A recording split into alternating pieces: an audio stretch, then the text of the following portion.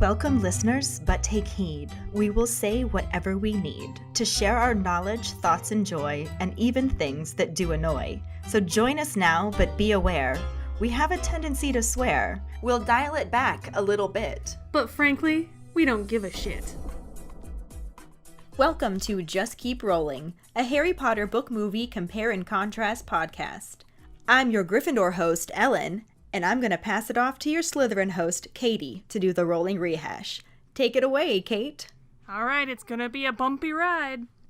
Last week, we discussed Chapter 2, Aunt Marge's Big Mistake, and its corresponding film scene. Harry is definitely still not a Ravenclaw, but certainly as sassy as ever. Uncle Vernon tries to blackmail Harry into courtesy. Silly bag of assholes. When Ripper comes around, Aunt Petunia discovers something she despises more than Harry. Slapstick smackdowns are the only thing that can tear Dudley away from the telly. And Aunt Marge talks shit, but turns out to just be a bag of hot air.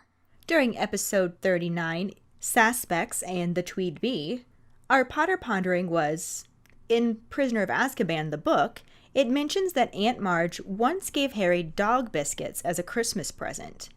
This struck Katie as odd and something that could almost, in a weird way, be considered nice, since Marge has so many dogs that she loves. She could have given them the biscuits. So we wanted to know what your thoughts were on her gifting of dog biscuits. As we mentioned in the previous episode, this was probably mostly just us stretching for something to ponder about, since the chapter and film scenes didn't really leave us with much, but we did get some interesting comments back. Alice says she can see where we're coming from, but for a child, that isn't a nice gift. She thinks it could have just been something cheap that she had lying around and that she could grab without putting in any effort. Yeah, Emma agrees with Alice that it was a zero-thought lying around gift. Max said that if any family member gave him dog biscuits, regardless of their relationship with dogs, he wouldn't consider it nice in any way. He always assumed that it was just something on hand that she threw in the post. Quincy says that it's almost like she views Harry as a dog, like when she called him a little runt of a boy. So it would make sense that she would give him a dog biscuit and treat him like crap because she views him as the runt of the litter. She probably subconsciously grabbed them, seeing as how she treats him like a dog anyway. That's a really good point. Dave agrees and thinks it could go along with the bitch and the pup comment, too. He thinks it's clear that she thought of them as nothing more than dogs the whole time, and not the, I love you, you're so cute type of dog. Who's a good boy? Not Harry, not according to Marge. No. Carly said, well, seeing as she gives her clearly favorite human, Dudley, a real present, she thinks that it's a slight to him. She also said that for some reason she remembers seeing moldy as a descriptor to those dog biscuits, which seems definitely and particularly rude because she looked in her pantry for, like, canned goods and found those and thought it would be funny to give them to Harry. Like, nah. Though she also said that she might be thinking of Uncle Vernon's socks. Ugh. Moldy socks freak me out way more than moldy food. Food sometimes molds. It happens. Why are his socks molding? 'Cause he doesn't clean out his bag of assholes that often? Ugh. Dave also shared a story with us about the annual joke gift his ex-father-in-law would give to his eldest daughter. Apparently it would be a huge, elaborately wrapped box of various layers of boxes in boxes. Paper, duct tape, string, plastic wrap, etc. It would take 45 minutes to open, and then all it would be was a single piece of dog food. He said that everyone would pretend to be surprised and find it funny with each new layer, but that really most of them knew how demeaning it was. He said to me it was a perfect expression of what the dad really thought about his daughter, that she was no better than a dog. Yeah, pranked wrapped gifts can be fun. My brother and I used to get each other really good, but there was still always a real present involved after the effort. A single piece of dog food is not worth the effort. Though, if I'm being honest, neither was the Leanne Rimes CD my brother wrapped among duct tape and newspaper wrapped bricks one year. I spent 30 minutes unwrapping several bricks before finding the actual newspaper and duct tape wrap CD. Hashtag why bother? I mean, unless you actually like Leanne Rimes. I was just very anti-country music at the time. I still am. I'd probably still prefer a Leanne Rimes CD over dog biscuits, though. Especially since I don't have a dog. Though Black Betty Bambalam would probably eat dog biscuits even though she's a cat. Yeah, let's just move on. Thank you for all your input. It is now undoubtedly clear that there was nothing nice about the dog biscuits and that Marge is just a huge tweed bitch. Although, I did say I didn't think she was actually purposely being nice. I thought it was something maybe weird, subconscious weirdness. I don't know. Well, now we know she wasn't even accidentally being nice. Yeah, now we know she's just a bitch. Just a tweed bitch. Just a huge tweed bitch. Our trivia question last week was, what will 15 sickles get you on the night bus? 11 gets you the ride, 13 gets you hot chocolate, and 15 sickles gets you a hot water bottle and a toothbrush in the color of your choice. I'd want a teal one. Of course you would. It's my favorite color. You think? But congratulations again goes to Dave. He's starting a new streak at 2 weeks in a row. Claire said that she honestly loves just listening to the color commentary in the episodes about the race for first comment.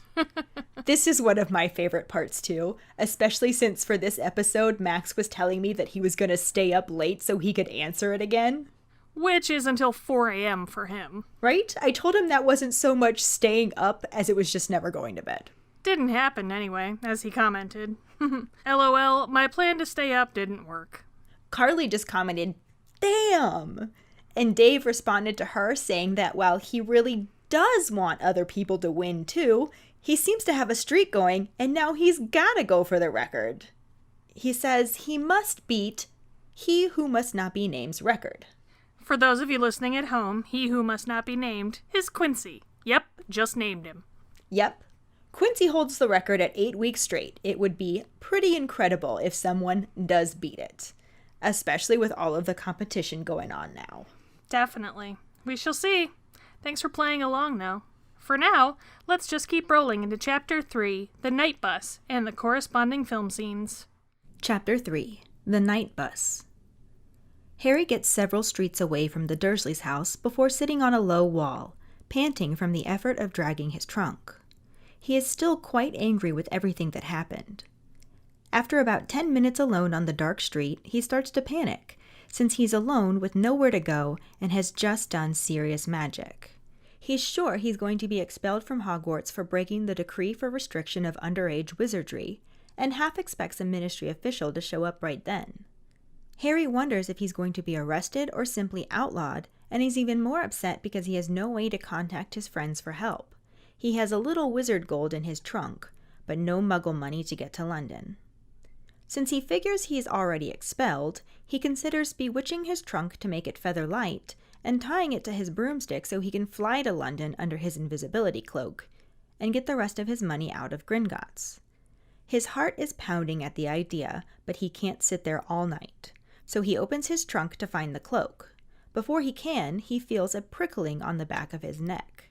Harry lights his wand and holds it up, looking back in a dark alleyway and seeing a huge form with gleaming eyes. He steps backwards and trips over his trunk, landing in the gutter. There's a loud bang and a blinding light, and Harry manages to roll back onto the pavement just in time to avoid being hit by a giant purple triple-decker bus with Night Bus written in gold letters across the windshield. A conductor in a purple uniform steps out and welcomes him to the Night Bus, emergency transportation for the stranded Witcher Wizard. He introduces himself as Stan Shunpike and cuts himself off as he notices Harry on the ground, wondering what he's doing down there. Harry explains that he accidentally fell over and then looks back to the alleyway. Stan wants to know what he's looking at, and Harry tells him he saw a big black thing, like a giant dog. Stan asks about the scar on his head, and Harry says it's nothing. When Stan asks Harry his name, he responds with Neville Longbottom, and then asks about the bus, wanting to know how much it would be to get to London. Stan tells him 11 sickles, but for 13 you get hot chocolate, and for 15 you get a hot water bottle and a toothbrush in the color of your choice. Harry pays him some money and steps on the bus, seeing half a dozen brass beds instead of seats. Stan leads him to a bed up front and introduces who he thinks is Neville Longbottom to the driver, Ernie Prang. They both sit, and Stan tells Ernie to take it away. With another bang, Harry is thrown back onto his bed as the bus takes off. He wonders why Muggles don't hear it, and Stan tells them that they don't listen or look properly.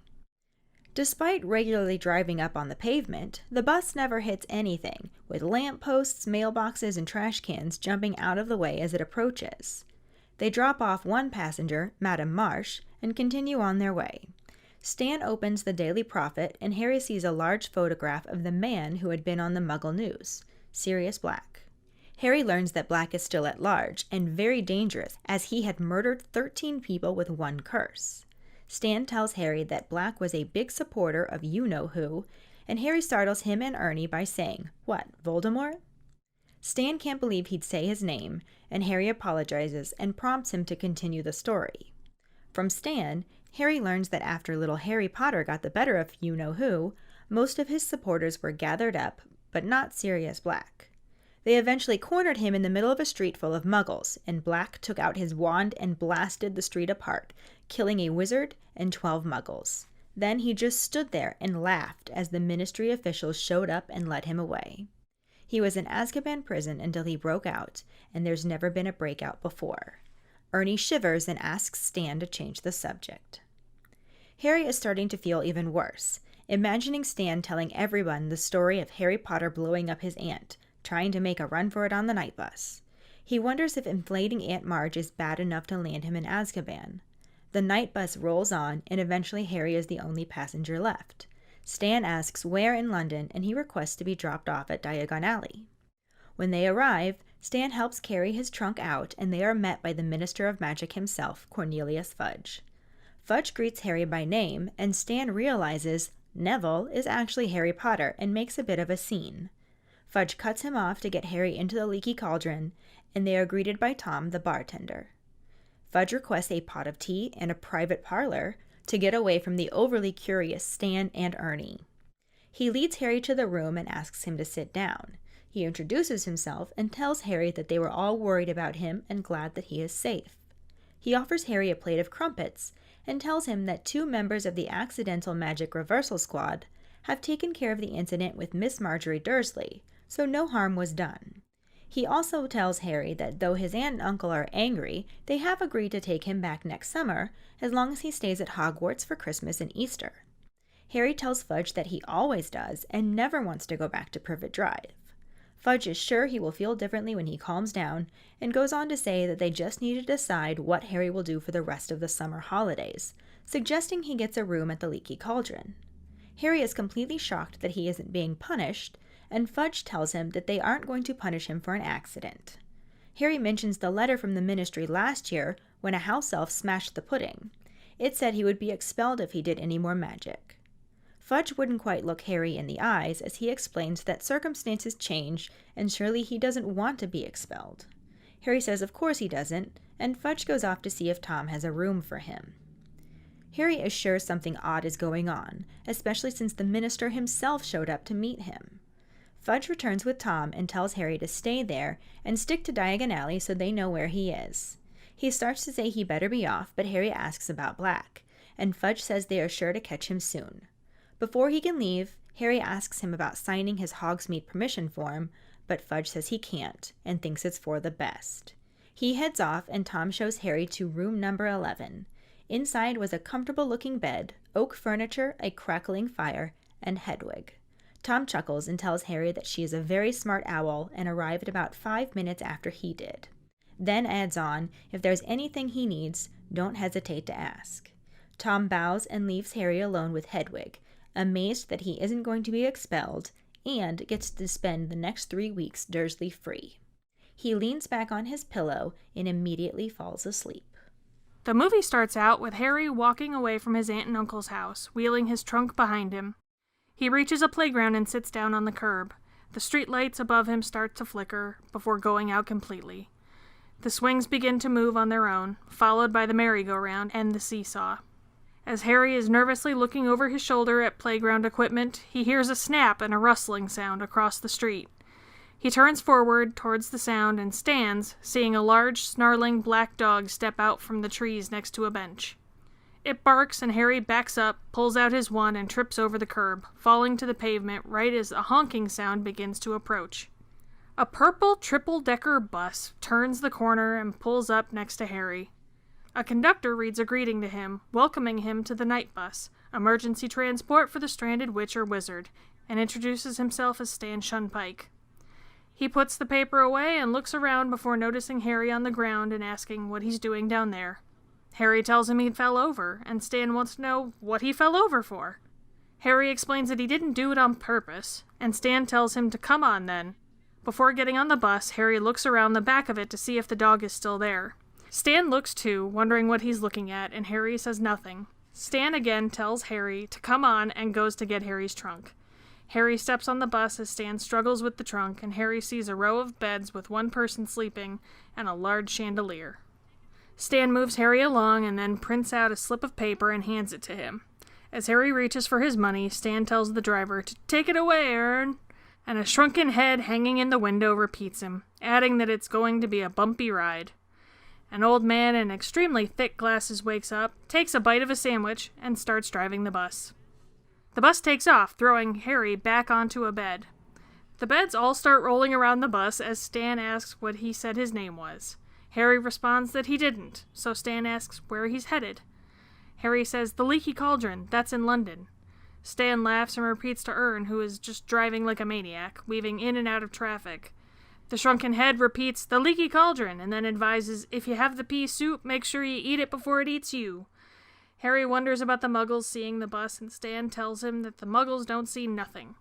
The bus takes a hard turn, and the shrunken head warns Ernie of the little old lady at 12 o'clock. Ernie pulls an emergency brake, stopping just inches before a lady crossing the street with her walker, causing Harry to slam face first into the window.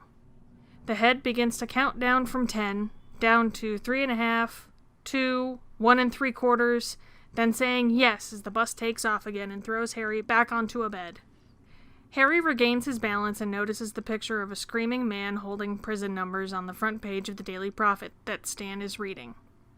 He asks Stan who it is, and though Stan is surprised Harry doesn't know, he explains that it is Sirius Black, a murderer who got himself locked up in Azkaban for it. Harry wants to know how he escaped, and Stan tells him that he's the first one who's ever done it. He tells Harry that Black was a big supporter of you-know-who. Sure, he's heard of him. The crazy ride continues on, showing the bus dodging other vehicles before transitioning back to the shrunken head, who warns Ernie about 2 approaching double-deckers. He says they are getting closer, then are right on top of them. The 2 buses are driving toward the night bus, merely feet apart from one another, and Ernie again pulls the emergency brake. This time he also grabs a lever from above and pulls it down. The camera focuses on the shrunken head, who says, "Mind your head," as it stretches to be narrower. It cuts to Harry as he and the rest of the bus squeeze together and magically fit between the 2 double-deckers without even touching them, as the shrunken head asks, "Why the long faces?" The bus makes it all the way through and expands to its normal size as it shoots back to dodging traffic. After another wide turn, the bus pulls on a street and abruptly stops in front of the Leaky Cauldron, sending Harry flying back into the window and tapping a parked car, setting off the alarm. Tom, the bartender, steps onto the bus and greets Harry as if he has been expecting him. He takes Harry's trunk and leads him into the Leaky Cauldron, using his wand to turn off the car alarm before closing the door.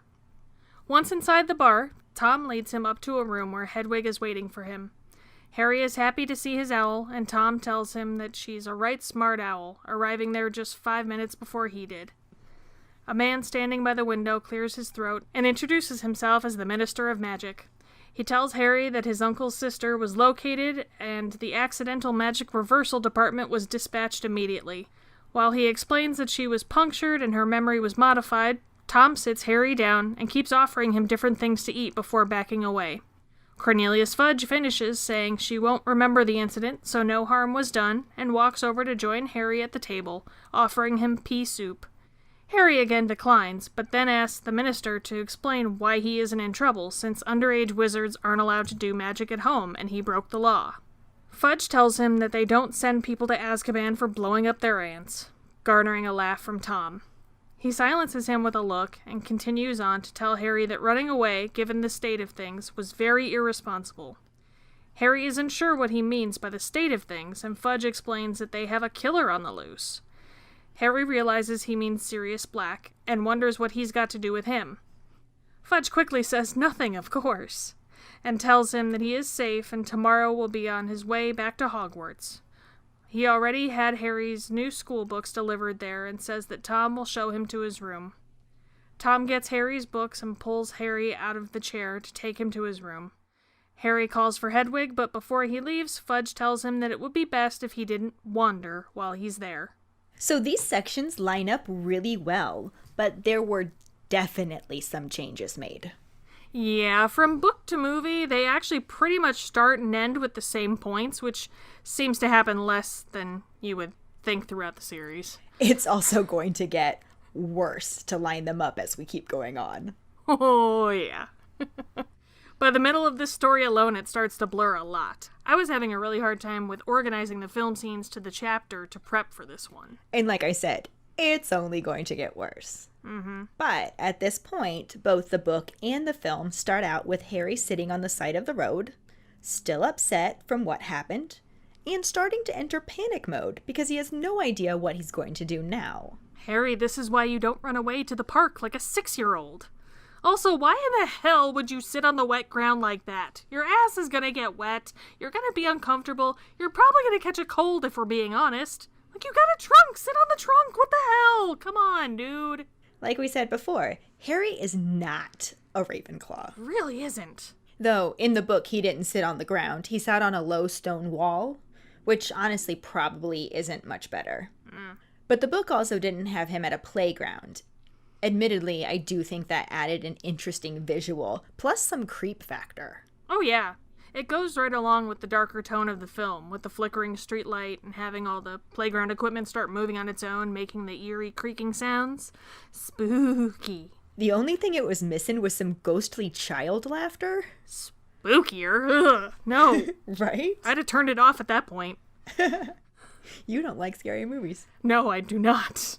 But in the book, he was just sitting on the wall trying to figure out what to do. He didn't have any muggle money and figures he's already expelled, so he starts considering doing more magic, thinking he can just bewitch his trunk to make it feather light and then attach it to his broom and fly to London under his invisibility cloak. He gets as far as rummaging through his trunk to find the cloak before being distracted by a prickling on the back of his neck and the feeling that he's being watched. Cue creepy child laughter. Rude. Not okay. Not okay with that. No, not at all. Like we already said, in the movie he is just sitting there, on the curb, in front of a playground with creepy self-moving equipment, and no creepy child laughter. He looks over his shoulder at it, and then hears a rustling across the street. He turns towards the sound and stands up, seeing a large black dog step out from the trees next to a bench. A bench that Harry could have sat on instead of the wet ground. Right? Also on that topic, everything looks like it's covered in more of a, I don't know, like a slime or a film instead of water. Like it just looked... Ugh. I think that was just meant to add to the eerie aesthetic. Yeah. This section happens a little differently in the book, though. Harry lights his wand and holds it up to look down a dark alleyway, and he sees a large form with gleaming eyes. Harry pulls out his wand in the movie, too, right after the dog barks. It doesn't bark in the book. Actually, Harry isn't even sure that it's a dog. But in both, he's holding his wand out and backs away, tripping and falling to the ground. In the book, he specifically trips over his trunk. In the film, it was the curb. But either way, he ends up on his ass as the night bus appears.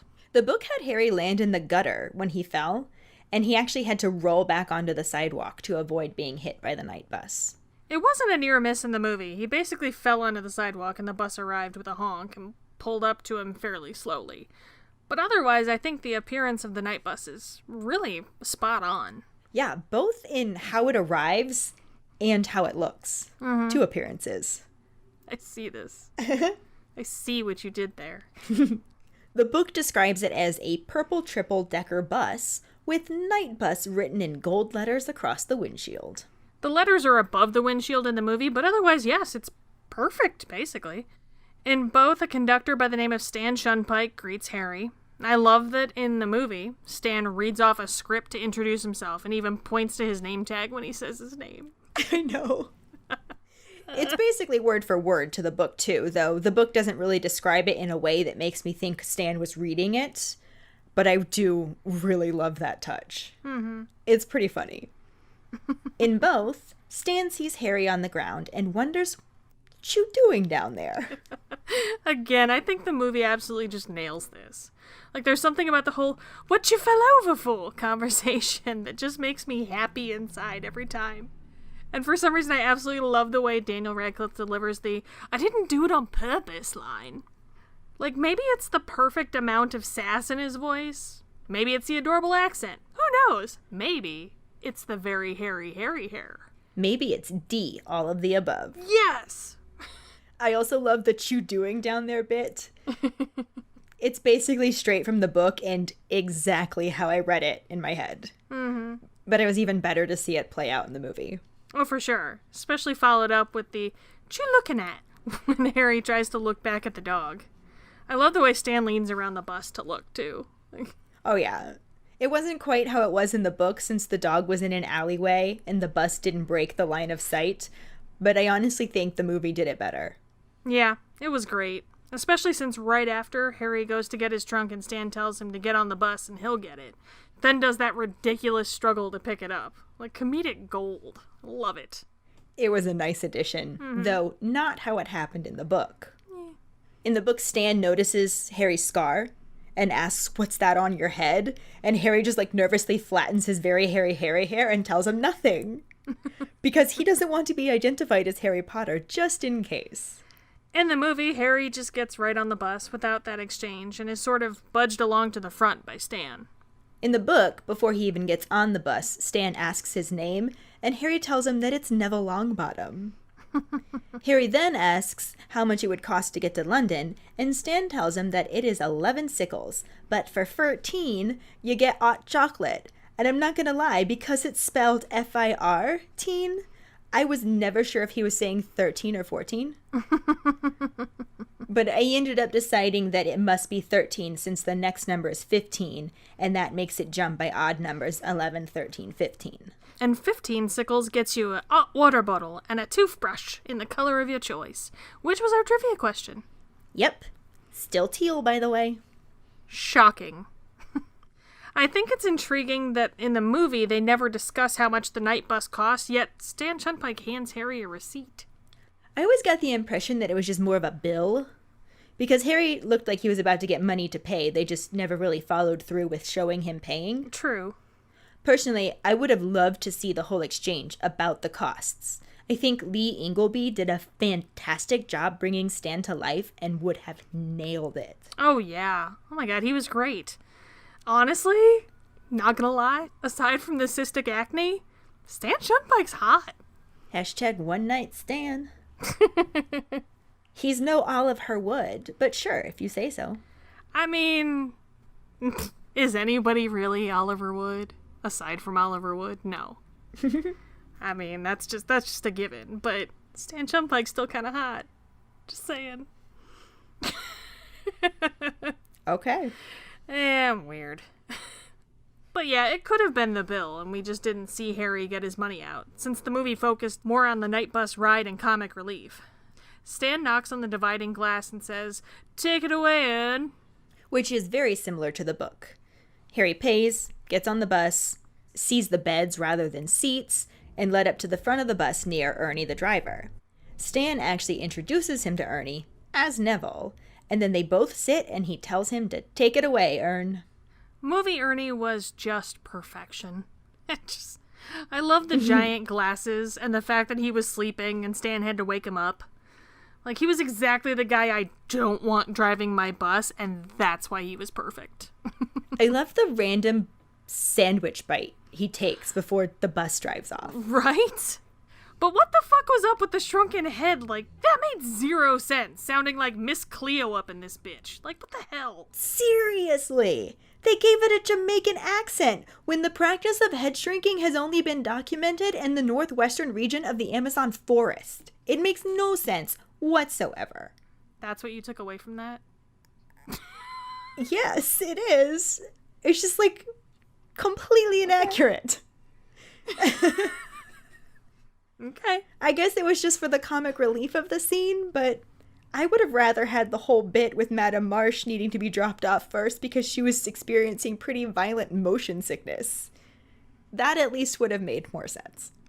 Although I do have to admit, I kind of loved his dad jokes. Like the pea soup, why the long faces, and the jabbing muggles with a fork. Like, that was kind of funny. Okay, yeah, he was definitely funny. We should make this our Potter Pondering. I'd love to know what our keepers think about it. Works for me. But then, once the bus takes off, it's at this point of the movie that Stan says, "What did you say your name was again?" But Harry just says, "I didn't," instead of lying. Then Stan asks where he's headed, and Harry tells him, "The Leaky Cauldron, that's in London," all while he's trying to brace himself on a bed that keeps rolling around. They kind of mock Harry for saying the Leaky Cauldron is in London, and this is where the shrunken head makes the pea soup joke, about eating it before it eats you. In the book, the bus is just weaving around things, driving up on the pavement, and only not hitting them because they magically jump out of the way. Harry asks why the Muggles don't see the bus, and Stan tells him that they don't listen or look properly. There's a similar exchange in the movie, too, as the bus is weaving through traffic and taking ridiculously wide, fast turns. But instead of having mailboxes and garbage cans jump out of the way of the bus, the film shows the magic by having the bus need to make a ridiculously fast stop to avoid hitting an old lady crossing the street with a walker. Ernie pulls some kind of magical emergency brake, and the bus just stops like it's nothing, causing Harry to slam into the window. Which did give us a really entertaining smushed face shot. Yeah, and then we have the rando shrunken head count backwards from 10 until the lady is out of the way, getting it down to 3, 3.5, 2, 1 3/4, before shooting off like a rocket and again throwing Harry back on the bed. But it's at this point that Harry notices the Daily Prophet Stan is reading and sees the picture of Sirius Black on the front page. Which is fairly accurate to the book, aside from the extra added drama. Mm-hmm. He has the prophet after they drop off Madame Marsh, who wasn't mentioned in the film at all. Plus, in the book, he already has a very general idea of who Sirius Black is, so when he comments on it, it's to say that he was on the Muggle news. I'm actually really upset that they waited until the night bus to introduce Sirius Black, because I really loved the idea that he was so feared they even had to warn the Muggle world about him. I know what you mean. I loved the foreshadowing of introducing Black to the story before we, or Harry, even knew he was connected to the magical world. Mm-hmm. So then when he sees that Black is part of the magical world, I think it has a lot more impact. Yeah. And then all the movie gives us about him was that he was a murderer who was locked up in Azkaban and somehow managed to escape when no one has ever done so before. Well, that and he was a supporter of you-know-who. The book gives us all that information and more specific details. We learned that he killed 13 people with one curse. Then when Stan tells Harry that Black was a big supporter of you-know-who, Harry says, "What, Voldemort?" and just scares the shit out of Stan and Ernie. The book says that even Stan's pimples went white, and Ernie jerked the steering wheel so hard that a whole farmhouse had to jump aside. Not that Ernie really needed to be scared to drive like shit, but yeah, none of that was in the movie. But Harry gets Stan talking again, and we also learn that Black was cornered in the middle of a street full of Muggles and another wizard. He pulled out his wand and blasted the street apart, killing the other wizard and 12 Muggles. Then he just started laughing maniacally the whole time the Ministry officials led him away. Yeah, the movie didn't give us any of that either. It chose to spend more time showing us the insanity of the night bus, which, incidentally, I wonder if the night bus comes with like a sleeping spell, because I don't know that I could stay asleep on that while it's moving. At least not without hurling. Seriously, that would be migraine city for me. Mm-hmm. And then probably lead to hurling. Facts. The book doesn't really describe anything else about the bus, just lets us know that the conversation about Sirius Black makes Harry feel worse, because now he's worried that he's going to be sent to Azkaban for blowing up Tweed Bitch, and that future Stan will be talking about Harry Potter blowing up his aunt and trying to make a run for it. Well, Harry gives a sad little expression while saying, "Him I've heard of," after Stan mentions you-know-who, but other than that, it wasn't nearly dramatic enough for the film. They had to again put the emergency brakes to the test and show the bus's magic by having it drive headlong toward 2 double-decker buses driving next to each other, and only a few feet apart. The shrunken head is yelling out warnings of their approach, and Ernie slams on the brakes, pulls the emergency brake again, as well as another lever from above his head. The bus and everyone on it basically sucks everything in to make the pants fit, and the night bus magically fits between the two double-deckers. This was a neat shot to watch everything condensed to fit, especially since they left the top of the bus wider where it wasn't squeezing between the two other buses. Even if it was peppered with more dad jokes by the shrunken head. Yeah, he says, "Mind your head," as he first starts to narrow. And then, "Why the long faces?" after they are nearly through. I'm sorry, I really like that joke. I don't know why. It's so stupid. And then, like any dad, just laughs at his own jokes like they are the funniest thing ever as the bus shoots back out at full speed into the traffic, makes one last insanely wide turn, and stops, throwing Harry into the window again. And tapping a car, setting off the alarm. The slapstickiness of the night bus is, if we're being honest, pretty cringeworthy. But it's also weirdly enjoyable. Like, I mean, Harry's face hitting the window not once but twice, that was pretty damn funny. I think I kind of think they had to throw some slapstick elements in because everything else in this story is so dark that maybe you just had to balance it out with some ridiculous ass comedy. Yeah, I honestly didn't mind the ridiculousness of this scene, though I'm still not sold on the shrunken head. Oh no. I think there was plenty of entertainment without it, even though I am a huge fan of dad jokes. Yeah, there's also a deleted scene where the night bus spins around and around and around, and Harry has to hold on to the stripper pole, the handrail, to avoid going flying. Yeah, nothing so dramatic happened in the book. They dropped everyone else off and finally end up in London to take Harry to Diagon Alley. It rolls to a stop in front of the Leaky Cauldron, and Stan helps Harry carry his trunk off of the bus, where he is greeted by the Minister of Magic, Cornelius Fudge. In the movie, it's Tom the bartender, looking like the weird-ass love child of Quasimodo and Batboy, who gets on the bus and greets Harry like he was expecting him the whole time. Though he does lead Harry into the Leaky Cauldron and eventually to the Minister. The book does have Tom present in the Leaky Cauldron. He gets them tea in a private parlor, and also looks like his usual toothless walnut self, and not Quasibat Boy. But not before Fudge completely outs Harry to Stan as being Harry Potter and not Neville Longbottom. Nope. Movie just has Quasibat Boy lead Harry through the main area of the Leaky Cauldron and up the stairs. Side note, I gotta say, I love the Ian Brown cameo in the Leaky Cauldron. He's the one reading the Stephen Hawking book while stirring his tea wandlessly. I did not know that. That's fun. Mm-hmm. It was very exciting to see. And it's things like the magical tea stirring and the wizard cleaning off the tables who makes the wine bottle disappear that really make this so much more magical, because it's everyday magic. Like the first two movies, the magic was so in your face. It was just, bam, magic, as we've already discussed. Mm-hmm. But this one, we're seeing a lot more subdued magic. We're seeing a lot more double takes. Like, you have to look twice at something. Like, wait, did that really just happen? And yeah, it did. And that's fucking awesome. Yeah, I feel like it just immersed you into the magical experience even more. Mm-hmm. But then, of course, Quasibat Boy leads Harry into a room where Hedwig is waiting for him.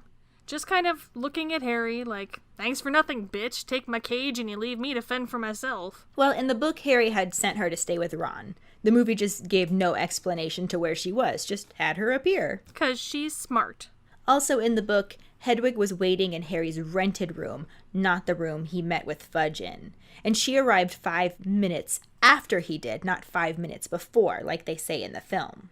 But in both the book and the movie, Fudge introduces himself and catches Harry up on what happened. Okay, so according to Cornelius Fudge, Aunt Marge was found just south of Sheffield, which I looked up because I had to. And it's apparently about a 3-hour drive away from Surrey, which is where the Dursleys live. It's like 150 miles away. Holy balls, that lady flew. So I had to look this up. And blimps can travel at 35 miles per hour and 50 miles per hour at top speed. The new Goodyear blimp can actually do 73 miles per hour. Fancy. So let's go with 50.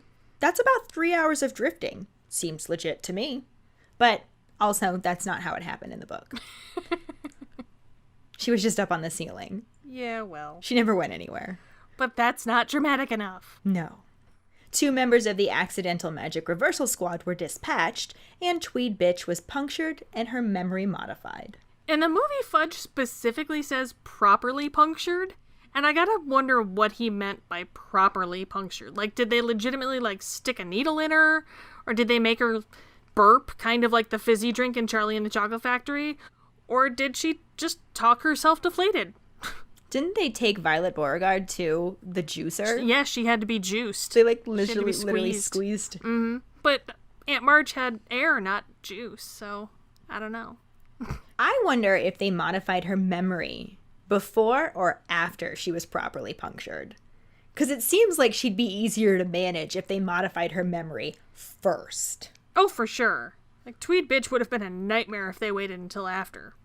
But regardless of how they deflated her, in both, Fudge says that she won't remember anything, so no harm was done. In the movie, the entire time he's talking, Quasibat Boy keeps trying to offer Harry something to eat. In the book, Tom doesn't stick around. Fudge and Harry are just sitting at a table with tea and crumpets while he explains everything to Harry. In the movie, Fudge does eventually join Harry over by the table Tom sits him at. I do kind of think that it's fun that the shrunken head tells Harry not to have the pea soup and then Fudge offers him pea soup. Yeah, I think that's exactly why they did that. Yeah. Just a fun little throwback. Meanwhile, Gollum in the corner is just cracking walnuts with his bare hand. Yeah, after the incredibly slapsticky night bus scene, I'm not sure why they felt like it was necessary to change Tom's look and turn him into comedic relief. It kind of felt like they couldn't decide what his role was either, because sometimes he seemed like a little Gollum, and other times he seemed perfectly normal. Yeah, it was a little weird and unnecessary. But in both, Harry is completely shocked that he isn't getting punished.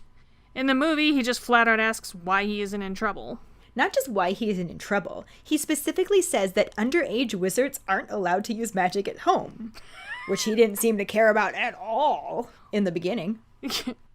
Well, Fudge says the Ministry doesn't send people to Azkaban for blowing up their aunts, but they do if you play with your wand under the covers at night, or at least that's how it should have gone. Except that apparently they don't send people to Azkaban for playing with their wand under the covers at night either, since Harry didn't get in trouble for that.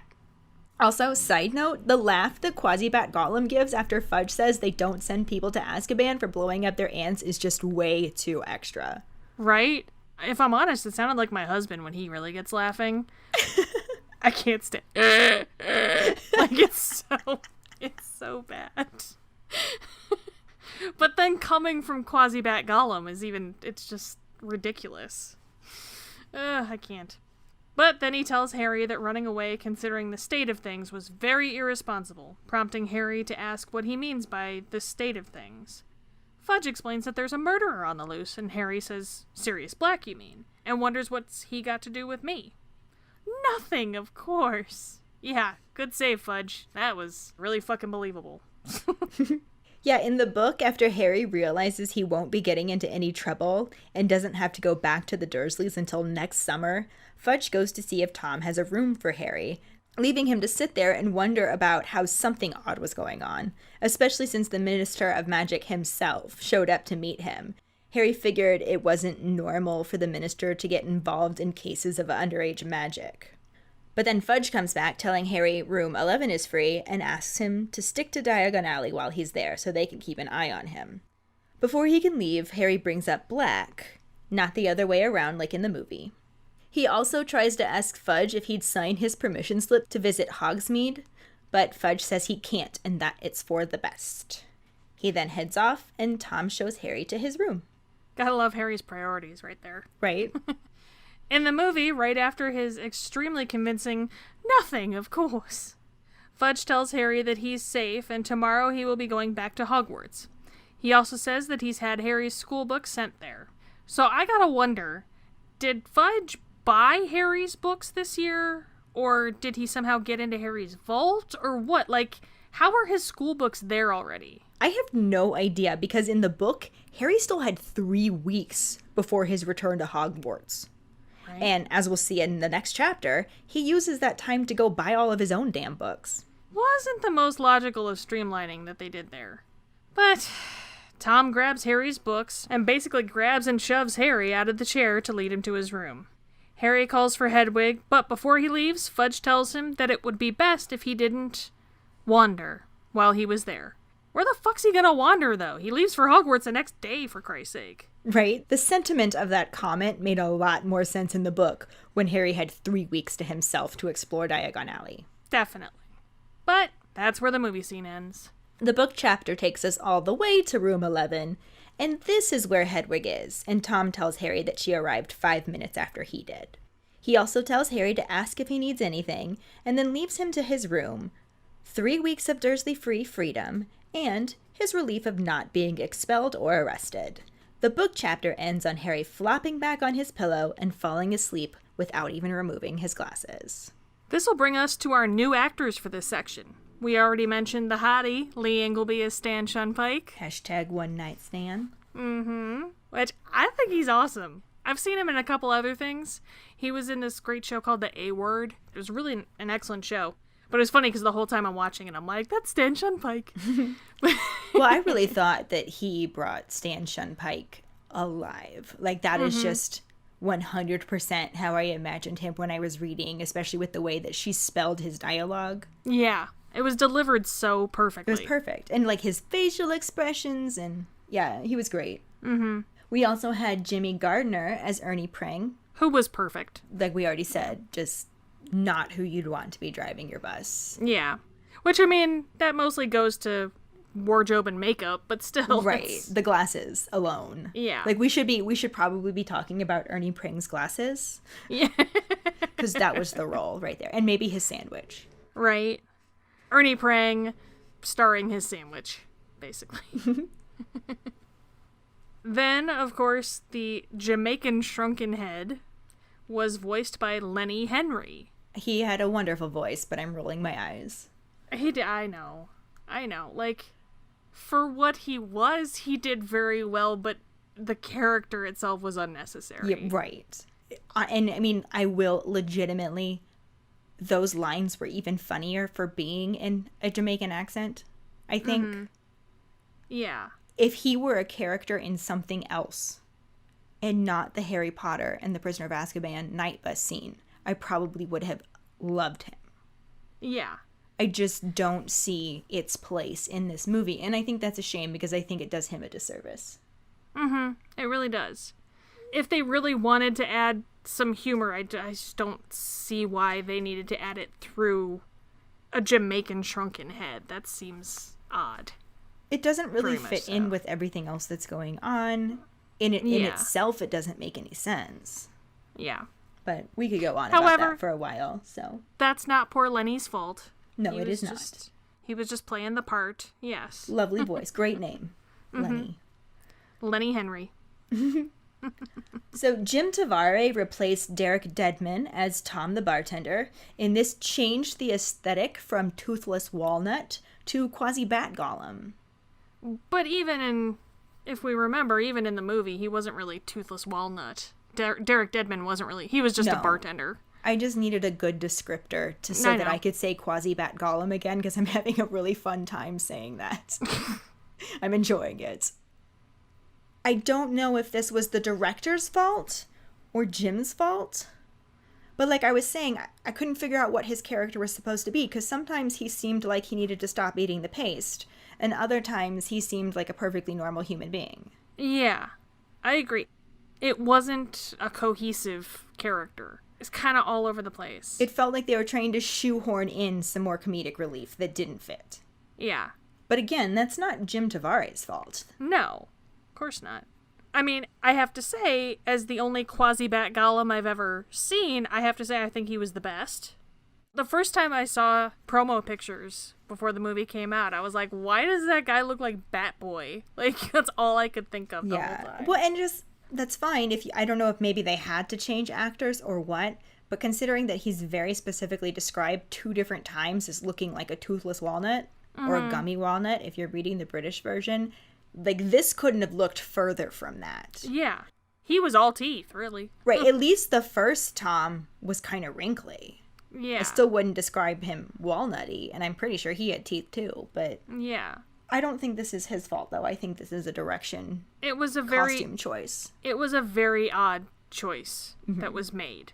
And then they overplayed it, I think. Yeah, it was a very odd choice, but, I mean, that's what we get for having crazy directors. I'm sure Alfonso Cuarón had some kind of vision that he was going for. I'm not sure he reached it. I'm not sure that he reached it for the viewers. He probably reached it for himself. I mean, and that's great. But the problem is, with this being the series that it is, it's gonna come under scrutiny, just like this. Or, I mean, that's fine if they wanted to have that character in there, but maybe don't say he was Tom. Yeah. It was just very odd. It was a very odd thing. But let's just keep rolling. Let's roll on to Robert Hardy, and he returned as Cornelius Fudge. And was, once again, very fudgy. Yes, he was quite fudgy. Not so much delicious, but definitely fudgy. He just has that very, like, bumbling, but also pompous air about him. Oh yeah, he's definitely got, like, the I know everything and yet I know nothing kind of feel to him. He plays it very well. Yeah, I think he's a very good Fudge. He plays the bumbling politician quite well. We get to see a little bit more of him throughout this film. Mm-hmm. So we'll end up probably talking more about him then as well. Yeah. But yeah, that's all of our new actors and returning actor for this section. Mm-hmm. Let's move on to the Potter Ponderings, or Potter Pondering, I should say, which is, what is your take on the shrunken head on the night bus? I'm pretty sure I can already guess what a lot of people are going to say. Oh yeah, Jackson has already completely jumped the gun and made a comment about this when I posted our promo picture for it. So yeah, he is ready to discuss this. Ready to discuss. We look forward to hearing about it. Right. Find the post on our Facebook page and share your thoughts. We look forward to reading them, like I said. This will bring us to our Sorting Hat story, which is from Gloria Rasmussen. Sorry if we mispronounced your last name there. She's a Gryffindor with an alder wood with a dragon heartstring core wand, 12 3/4 inches, and surprisingly swishy flexibility. And her Patronus, it's a badger. Yee. We love badgers. Is it weird to be a Gryffindor with a badger Patronus? Actually, my original Patronus was a badger. Well, and then I lost that profile because I couldn't remember what email it was, and I redid it and it came back a weasel. Well, anyway, she writes, I was 11 years old when the first Harry Potter came out and got my first book at a Scholastic book fair. God, I loved those. Those were my favorite days. It really felt like growing up with him, aging at the same rate, at least up until Goblet of Fire.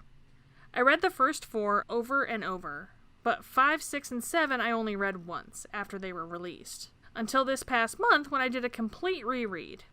I did not like the dark turn the books took with Harry's misplaced anger and the death of beloved characters, which is why I only reluctantly returned to the later books over a decade later. Hedwig's abrupt loss and Dobby's funeral? Yeah, they definitely get a lot darker as they go on. I bawled like a baby both when Hedwig and Dobby died. I bawled like a baby at half of those. Yeah, Hedwig didn't actually really affect me that much. I feel shitty saying that. I really do. I'm sorry, everybody listening. It didn't get quite as big of a scene. Yeah. I think that was part of it. Part of it was the fact that it was just so fast and done. I never really had a moment of like, aw, Hedwig's it. I feel so shitty. I'm gonna get so much hate for this, but... No, like... I don't even think I could count on both hands the number of times I cried. Yeah. Basically 4th book and on. Yeah. But thank you so much for sharing your Sorting Hat story with us, Gloria. We are so glad you're listening. Yes, thank you. And if any of you other keepers out there listening would like us to read your Sorting Hat story in a future episode, you can email it to us at justkeeprolling@gmail.com. Let us know your house, wand, the wood, core, and length, how you got into Harry Potter, and anything else you might want to share with us.